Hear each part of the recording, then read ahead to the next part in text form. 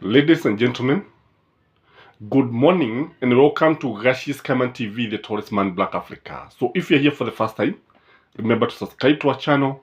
And for our viewers, I humbly request one thing, just like this video, give it a thumbs up. In his executive order number 1 of 2023, William Samuel Ruto organized his government.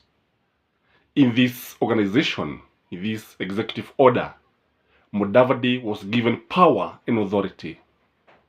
Gachagua was given authority without power. Mudavadi will chair the principal secretaries' committees. And this, in my view, is something that is very, very interesting. Because the nerve center of any government is the principal secretary. The principal secretaries are the accounting officers. They run the government. Day-to-day activities are run by the principal secretaries. So what does this mean politically? It means Mudavadi will be running the government. Mudavadi will be running every day what the government will be doing.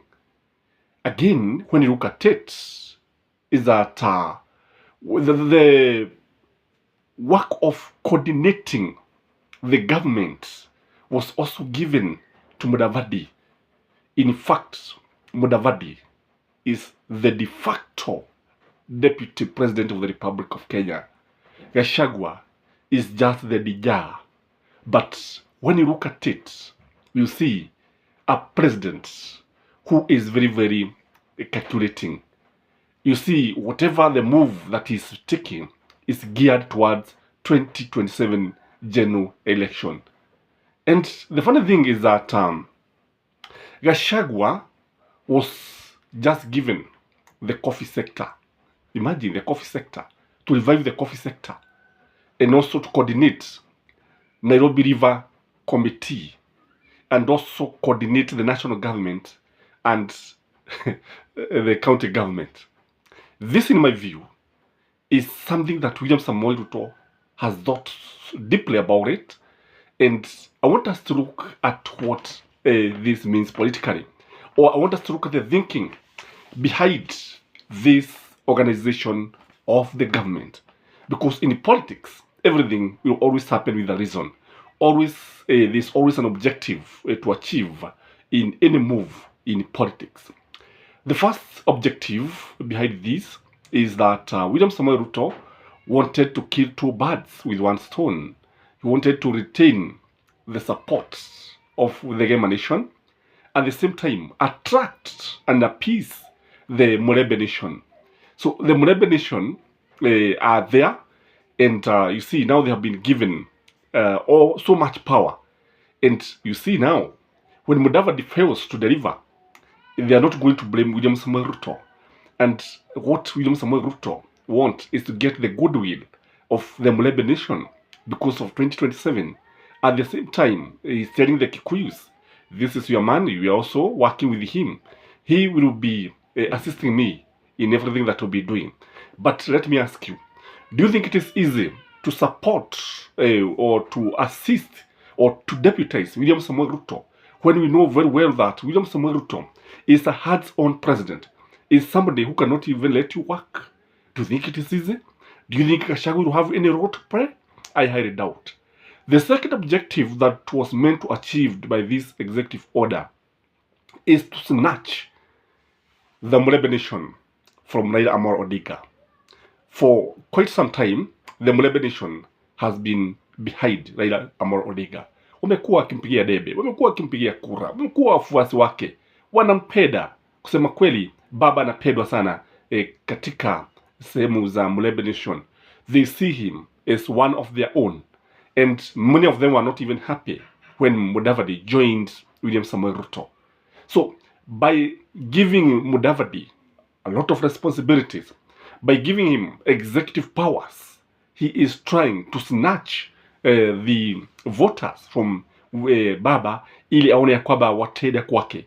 If he's going to succeed, only time will tell, because a day in politics is just too long.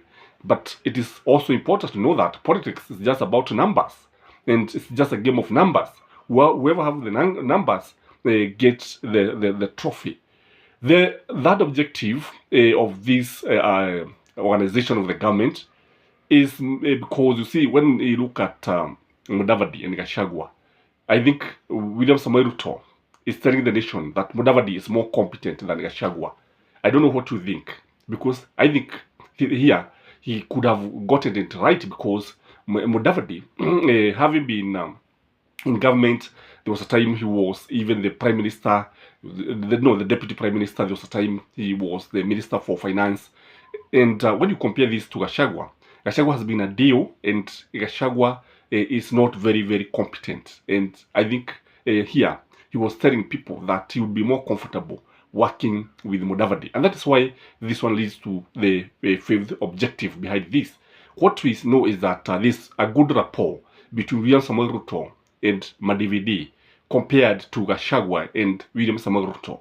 No, Gachagua is somebody who is very abrasive. Gachagua is somebody who tell it as it is. Unlike Mudavadi is a bit measured. Mudavadi is somehow calculate and somehow respect. But ukiangalia Mudavadi utaona kwamba anamheshimu sana hata rais na anaheshimu watu wengi. Is not just a guy who is not difficult to work with. And that is why even Arap Moi at one time appointed him as the Vice President of the Republic of Kenya. I think he was the shortest serving Vice President. Na ikawa hivyo. He was telling the nation that it's easier to work with Mudavadi than the Gachagua, abrasive man. The other thing is that the reason behind this is because when you look at this organization, when you look at Mudavadi again and Gachagua, you see Gachagua doesn't have a national appeal, unlike Mudavadi. Again, when you look at Gachagua usually talks about his Kikuyu tribesmen, and this may be something that is worrying William Samoei Ruto. And he realized that if he's going to give Gachagua all these responsibilities, if he's going to be given the work of coordinating the government, the work of running the government, I think he's going to favor his Kikuyus, something that is not going to augur well with many tribes. Na hiyo ikawa labda ndio akampa Mudavadi kazi ya kuhakikisha kwamba serikali inaendeshwa, kwa sababu kusema ukweli majukumu yote ya serikali yamewekelewa katika mabega ya Mudavadi. The other thing is that when you look at Gachagua was given the responsibility of reviving the coffee sector. But let me ask you, do you think he's going to succeed here? Because I think this is one area that is very, very difficult to revive. The coffee sector is one area because it has so many cartels. So what we can say is that he's setting him to fail. Definitely, deliberately, he's setting Gachagua to fail in this sector. This means that atalaumiwa tu na Wakikuyu wenzake, kwa sababu utapata the Kikuyus are usually the people who grow coffee. Majority of coffee in Kenya is grown in Mount Kenya. Na kwa hivyo kile ambacho kitatokea ni kwamba watamlaumu yeye mwenyewe, na hata wale wengine ambao wanakuza kahawa bado watamlaumu, and again they are not going to blame William Samoei Ruto. So he is being set to fail deliberately. Again, when you look at the organization, I think he's also trying to tame Rigathi Gachagua, because Rigathi Gachagua needs to be tamed. Rigathi Gachagua is someone who is antagonizing everybody. Rigathi Gachagua is one person who is even antagonizing the governors. And that is why he was also given the responsibility of coordinating the national government and the county government. But when you look at it, the governors are not easy. They are not at ease with this. Orego has already spoken about it. Look at the way Gachagua and Sakaja, they are at loggerheads. So how is he going to coordinate this? And you see the governors are not even comfortable with this. And I think this one is very, very much deliberate. So it is very, very interesting to see how this is going to play out. Because I believe most of the Kikuyu strategists, most of the Kikuyu supremacists are not happy with this move. And I think the people who start to gain this are the Murebe nations. The Kikuyus are not gaining much. And it's just a matter of time before you start seeing this guy complaining. The Kikuyu guys who are supporting Gachagua. Although, people should also realize that Gachagua is a heartbeat away from the presidency because of, in case of anything, in case the president become incapacitated or in case he's impeached, Gachagua would be the president of the Republic of Kenya. I don't know whether you'd be comfortable with Gachagua as the president of the Republic of Kenya. But if you ask me, I can say that William Samuel Ruto is a shrewd politician na amechega Gachagua na mpira umerushiwa Mudavadi. It is now for Mudavadi to score the goal. Is he going to score? This is your host, Kazis Kaman, the Taurus Band in Black Africa. May you have a blessed day and remember to subscribe to this channel. Bye-bye.